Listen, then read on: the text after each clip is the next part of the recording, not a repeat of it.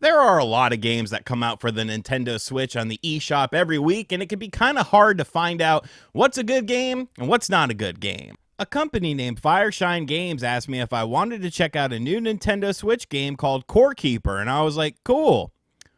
What's Core Keeper? I was unfamiliar with this game, and upon doing some research on it, I kind of understood why.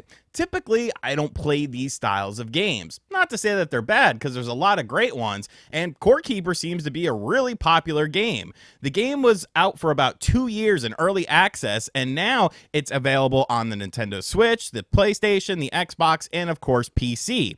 And it's also on sale on the Nintendo Switch eShop for 25% off right now, link in the description box down below. So what is Core Keeper? What's this game all about? And is it something that you are going to be drawn into?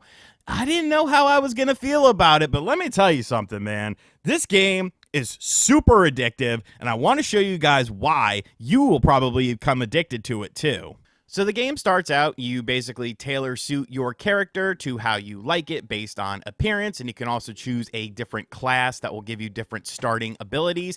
And you are playing as a adventurer. You are out adventuring in the woods and wilderness, and you come across some weird thing, you touch it, and then you wake up in this cave. And the game's just like, all right, you're in this cave. Have fun.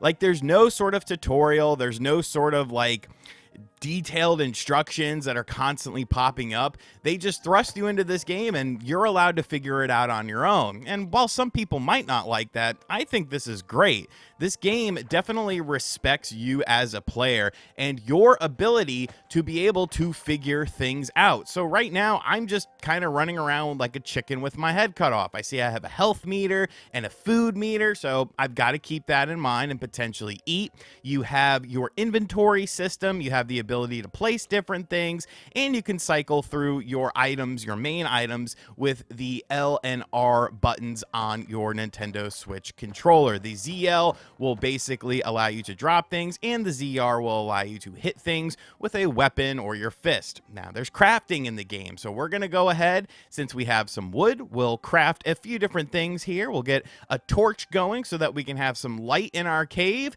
and we'll get a workbench going as well so that we can kind of create some stuff. Now, it definitely starts out a bit on the slow side because you're having to figure out like how all these things work, what sort of things you can actually do. We're going to place our workbench down here and we'll see how we can craft different things. Some shoddy armor, some, basic tools that we need to sort of, survive. And that's what this is all about. And the more you play it, then all of a sudden, bam, look at this setup I've got going on here. We've got all sorts of fun stuff. I've got a cool hat. That's a magician's cap. My map is nice and getting filled out. And this is where the fun really begins with the game, because you just want to play for like a few minutes, but next thing you know, like an hour's gone by and you're just completely taken into a different world. You can see here I have different crafting stations. You unlock different things by finding certain things such as copper, turn that copper into copper bars when you have a refining center that I've built here, and you start to see how the game like really works. I found this incubator and I found this weird egg. I don't know what this does. I have no idea, but let's put the egg in the incubator and see if we can get something going with it. So then we put the egg in the incubator, nothing happens. Now I was trying to figure out, well, why is nothing happening? And I'm like, oh, wait a minute. I don't have any power. One of the things that I actually built was a more advanced sort of crafting station that will allow me to do different electrical components and different buildings within this cavernous area. Now, it doesn't seem like I have the necessary things. We need something as a base of power, so we will need some more copper in order to come across that. I will go ahead and get some circuits, though, just so that we have them for when the time comes, some electrical wire, that is, so that way we can run our wire to our component that will give us electricity. Now, I was kind of stupid because I'm not the smartest individual in the world, and I try to directly just put this electrical wire here. I thought maybe this was turned on. It's not. We're still trying to figure out the different little crystal things that we have to find and place into there. I did try and put this electrical wire down, but it did not work, so I'm like, Well, okay, let's go back to the drawing board. We're obviously needing more supplies, so we're going to do some exploration. And that's where this game is absolutely awesome, I feel. Just the exploration aspect of the game really just feels so open-ended, and you don't know what kind of lurks in the shadows. You don't know what's going on. I built a few things here. I built these different walls because this is an area that I had traversed previously, but those little mushrooms were coming in and destroying my base. So we put a swift end to that by building some walls, and over on this side, I built a little trap. You could see it there. It will only activate if an enemy is coming by, but let's do a little exploring. Let's see what we can find. Now, you do need a different sort of lighting thing in order to kind of see where you're going because, I mean, these are caverns. As you can see, I have placed some torches in strategic areas so that basically, you know, I have some sort of light to see where I'm actually going. Now, these little fungus mushrooms want to mess around, so we're going to do a little battle with them. We will get some mushrooms, which are good food for us after defeating them, so all's well that ends well with this. But yeah, there's combat in the game as well. As far as different enemies are concerned, don't worry, it's not just all small mushrooms. You actually come across some pretty crazy stuff as you get deeper and deeper into these caverns, like this big thing over here. I ain't messing with this, homeboy. Like, no, you are very big, and I don't feel like messing with you, so we're just gonna kind of walk around you. Maybe we'll take out a couple of your little minions here, some of the slimes. We'll put down a torch so that we could see everything going on. But yeah, I'm not messing with that dude. He's a little too big for me right now. I need to get my bearings a little more. I need to get some minions going along with me because you can actually find different things like different potions, which will kind of amp you up and give you an increased attack ability. Or you could find different minions that you can summon for a short period of time. Now, I'm not really feeling that, dude, so we're going to go back and go a different way and see what else we can find. You did see that it just popped up that I needed some food. You do have to keep an eye on your food meter, but we're also going to take a look at our abilities because we have leveled up our abilities. There's a whole skill tree that you have access to, and each individual thing basically has a different level to it. So the more you run around, the more your running meter goes up. The more you are mining things and creating these paths, the more that meter will go up. It's really nice because you don't really have to go out of your way and like do anything kind of different in order to, you know, in order to focus on those meters. They will constantly upgrade. You just have to make sure that you equip that upgrade. So now we're going to have a little snack because, I mean, we're kind of hungry. Some of those mushrooms that we picked up should do the job just fine. We're going to switch out things in our inventory as well. And then we'll have a couple of mushrooms that should satisfy our hunger for the meantime, and we'll continue to explore. I like this area here. This was actually very interesting. I broke this wall and there was a bomb that exploded and I just got a bunch of materials.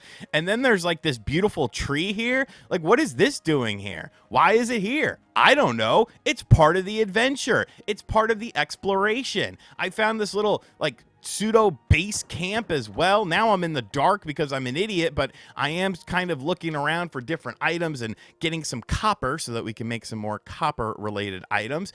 But like, yeah, this tree, like there's so much mystery to this game. And I like how it doesn't just thrust it in your face. You kind of have to, you know, establish things on your own. And what's really cool about this game is that you can play with up to 8 different friends online as well, all within the same world. So you can all play this game together and explore and craft and harvest stuff. And like, it's really cool. Like, I came across this little area here that looked like someone else's base or something like that. So we need to clear some inventory space. We'll put some stuff into the trash and get all of these items that were in this random chest that I came across. But it seems like this was like somebody else's base. So what happened to this person? They obviously built a few different things, such as this chest, an area to sleep in as well. Like, I don't know. I don't know what happened to the dude, but he had left me a crossbow. And now I've got a wooden crossbow. So now we've got a different weapon to play around with. And yes, I am very excited for that because I like a little distance-based combat. You know, it might help me out. Might make things a little bit easier here. You could see, you basically shoot it, and it's a crossbow, and it's pretty strong. You can, of course, reinforce things within the craftings. I know I'm saying a lot of things, But there's a lot of things to go over with this game, but you really just learn it as you play it. Now we're going to do a little digging. We're going to do a little exploring, see what's going on up here, because I haven't been this way before. Now, these little blue things, the little glowy things, you can actually eat those, and they will make your character glow so that you kind of have a bit of light around you, which is very nice. Now, these mushrooms are coming up. They are trying to attack me, and I'm going to basically stop them, like, quit messing around with me. It's kind of hard to see, but now you can see that I've eaten one of those glowy things. So basically I can actually see them and where they are coming from. Now you control the crossbow with the second analog stick, the right analog stick. So basically you can get like a nice precision shot with that. I was kind of faltering a little bit here, just kind of getting used to the directions of it, but I like that you can control it and kind of make it like a dual stick sort of thing.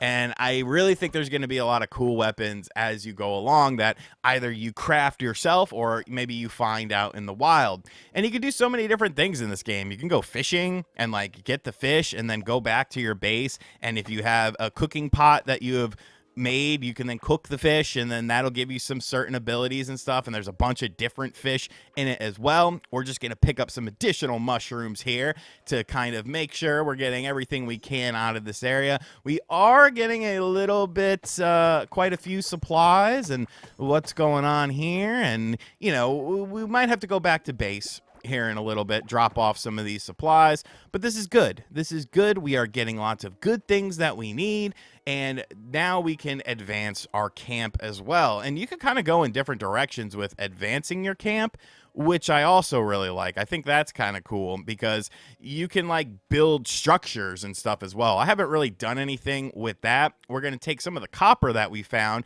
and turn that into copper bars. You get that by mining through different walls and stuff like that. You can just put the copper in there and it'll work on its own. Now we're going to put some stuff in our box that we have crafted, which, I mean, we're probably going to have to make another box here very soon because I am running out of room for this, but I don't want to get rid of anything. Like, I feel like I'm going to need some of this stuff eventually, you know, so we've got to figure that out. Let's check out our copper. Our copper has smelted into a nice bar, so we'll go ahead and add that into our inventory. And now, if we want to, we can make some more advanced things because we have copper, and copper is a very important thing in order to be able to create different things. You also get tin as well, which is another thing for more advanced things. I can see here the tin workbench needs tin bars. Tin is a little bit more harder to find than copper, I've noticed so far, so we might have to wait a little bit on that. But you could do different glass structures as well. You can make terrariums. Okay, like I guess we're gonna be down here for a very long time. I don't foresee us ever escaping this cavern like anytime soon. And you know what? That's okay. Like, I think that's cool. I think that's one of the cool things about Core Keeper is like it sets a mood and it kind of gives you like a story, but it's a story that you take on your own. Like, you create the story based on what you experience within this. And, you know, you can make various different worlds and stuff, and they're all going to play a little bit differently. They're all going to be mapped out a little bit differently. So, you know, let's do a little more exploring here and see what we can come across. We need a little bit of light, RGT. Let's not be dumb here. But, oh, my God. Oh, my God. It's a big boy. That is a big boy. He will take your life very quickly if you give him the opportunity to. You have to let him run into stuff, and then you could kind of wail on him, as you can see here, because his armor drops down. So this was a very tense battle. You know, I wasn't sure how it was going to go, but of course your boy won. But I'm really glad that Fireshine Games reached out to me and asked me if I wanted to check out Core Keeper, because this isn't a game that I usually play, but I find it to be extremely addicting, and I'm having so much fun with it, and I really like the open-ended exploration of it. You never know what's going to come up next. You never know what you're going to be able to craft next, so I don't know, man. I think this game is super cool. Core Keeper is out on the Nintendo Switch, like I said. It's currently 25% off. There's a link in the description box down below to check it out, but I recommend this game, man, especially if you're a fan of these styles of games. Like, I feel like this is executed in just a fantastic way. Let me know in the comment section down below if you plan on picking this up, if this is your style of game, and even if it's not your style of game, you might want to check it out because it's surprisingly fun and a really good time. And as always, guys, thank you for checking out this video. If you're new to the channel, make sure you hit that subscribe button, like, comment, and share. Hit the bell as well. And as always, I'll catch you guys on the next video. Later.